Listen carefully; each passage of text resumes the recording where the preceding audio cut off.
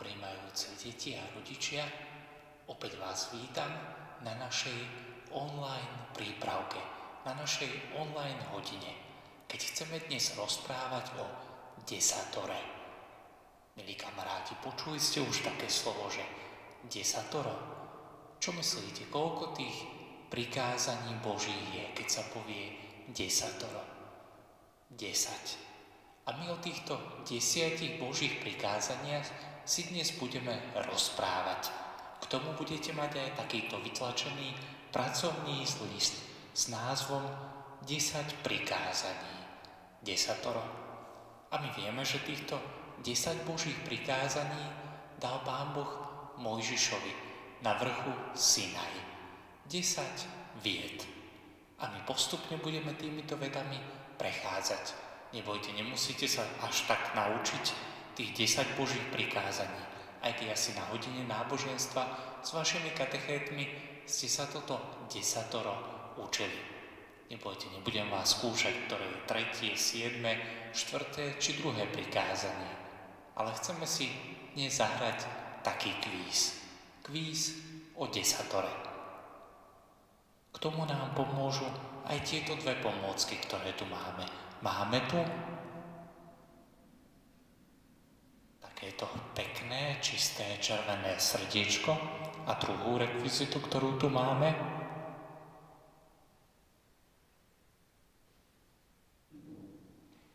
Takýto tvrdý, chladný kameň studený. A my, keď budeme postupne čítať jednotlivé vety desatora, tie jednotlivé prikázania. Oni práve nám o tom hovoria, aby naše srdiečko bolo vždy také pekné, radostné, svieže a nie také chladné ako ten kameň. Tých 10 Božích prikázaní, tých 10 vied, ktoré Pán Boh dal Mojžišovi, tie nechcú byť iba nejakými tvrdými prikázaniami pre nás, deti, či pre našich rodičov, ale chcú nám pomáhať, aby naše srdiečko bolo pekné a radostné. Tak ako vy, deti, poznáte aj rodičia prikázania, značky, ktoré sú v doprave, keď cestujete autom, či idete na bicykli, či pešo tu po Komenského ulici. Viete, kde sú také semafory, ako vyzerá značka daj prednosť v jazde, toto je hlavná cesta, tu je prechod prechodcov.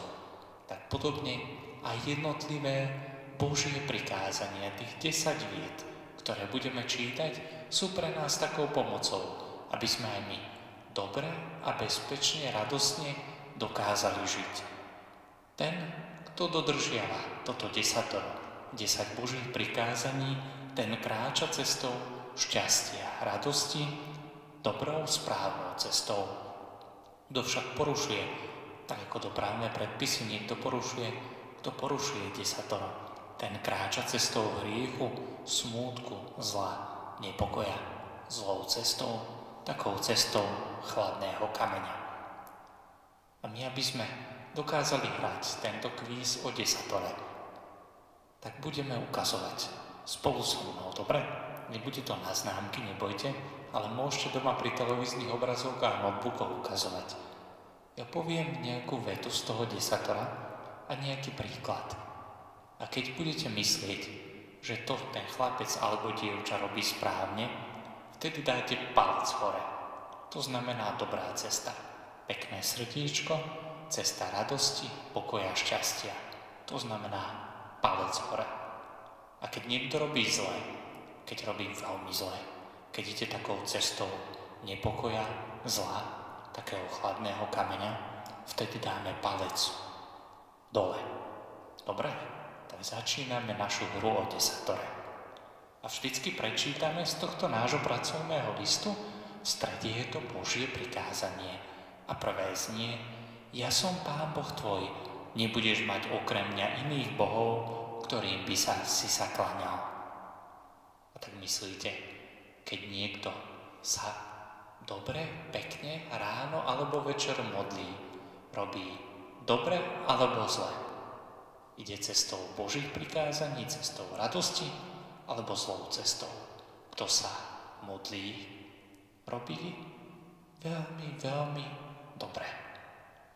vieme, že aj sme si to na minulom stredku hovorili, chceme sa každý deň modliť práve Otče náš, zdravá a sláva Otcu, aj za našu slávnosť prvého svätého prijímania, aj za nás navzájom. Kto však nepotrebuje modlitbu, kto nepozerá ani online skautsko-detské sväté omše, kto nechodíva do kostola, ten robí dobre alebo zle. Kto sa nikdy nemodlí, komu sa nechce modliť, robí dobre alebo zle. To je zle. Ten ide cestou nešťastnou, zlou. To prvé Božie prikázanie, ktoré nám hovorí: ja som Pán Boh tvoj, nebudeš mať okrem mňa iných bohov, ktorým by si sa klaňal.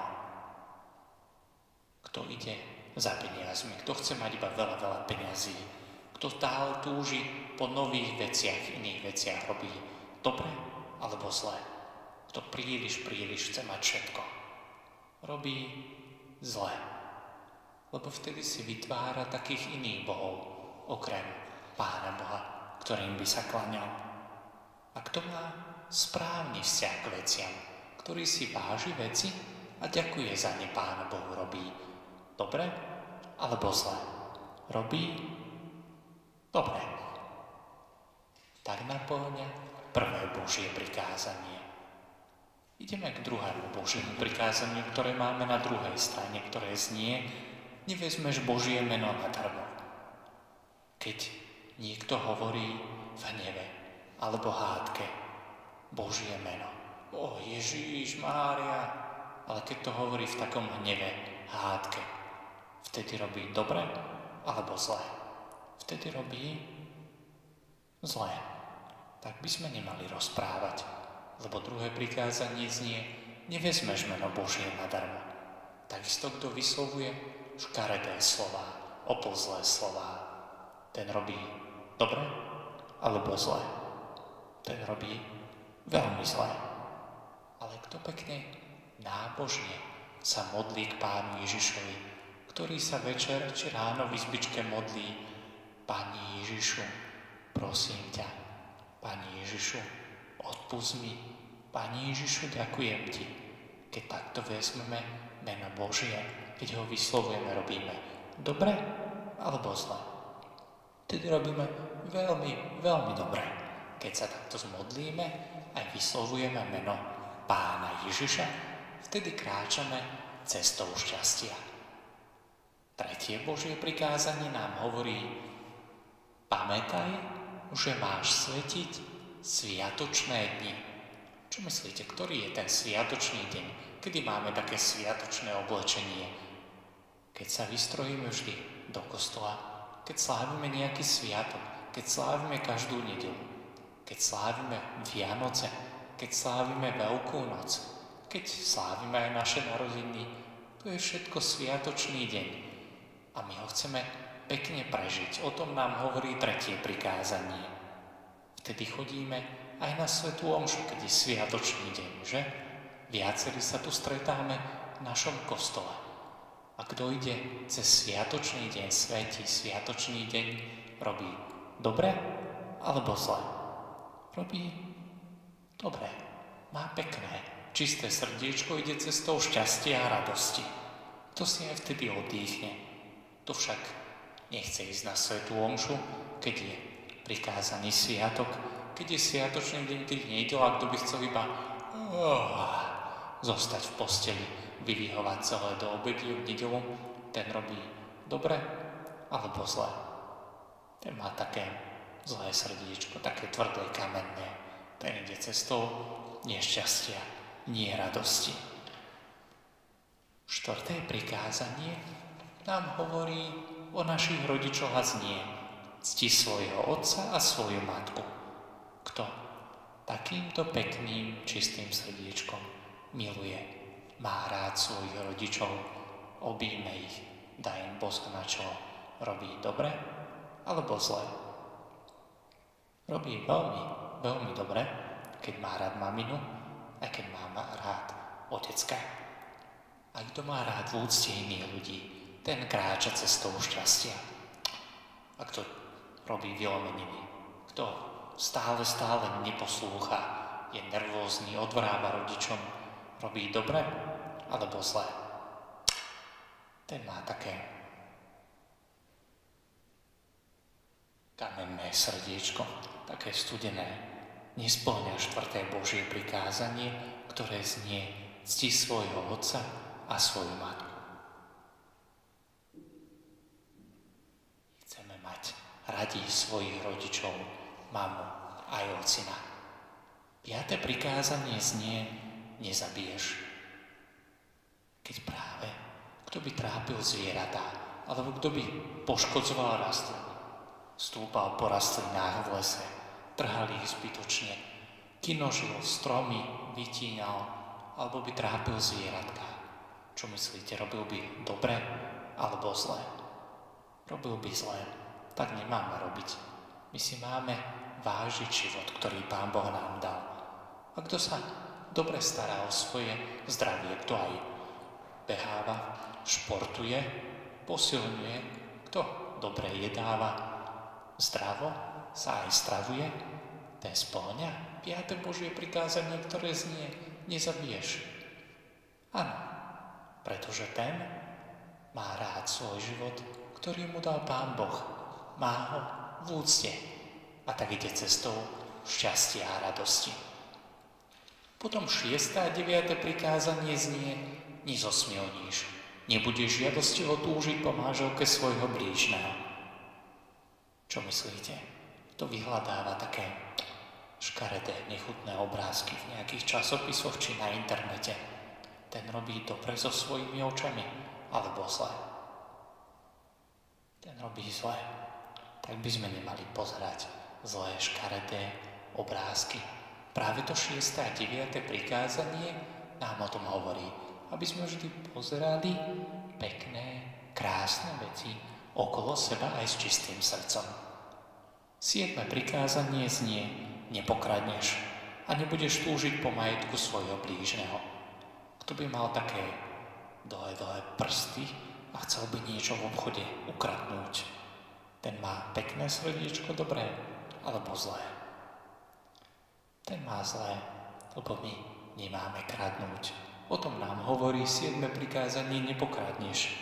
Kto by chcel mať veľa peňazí, až príliš veľa k tejto peňaženke, ten by tiež porušoval to 7.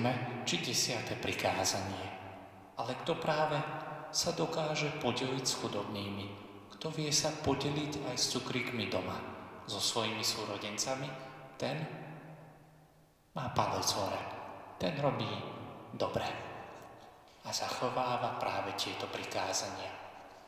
A 8. prikázanie nám hovorí: nebudeš krivo svedčiť proti svojmu blížnemu. Kto často používa svoj jazyk na to, aby klamal, aby podvádzal pri písomkách v škole, či klamal rodičom, keď sa ho niečo spýtajú, ten robí dobre alebo zle? Ten robí zle. Tak by sme nemali používať svoj jazyk. Svoj jazyk by sme mali práve používať na dobré, pekné, radostné slová, aby sme tak kráčali cestou radosti a šťastia. A vy práve na tých ďalších stranách od strany 9 v tomto pracovnom liste, práve tieto strany od strany 9 si môžete vytlačiť pod stranu 12. A na týchto 4 stranách máte zobrazené niektoré obrázky. Cesta radosti, cesta šťastia a cesta hriechu, cesta nešťastia.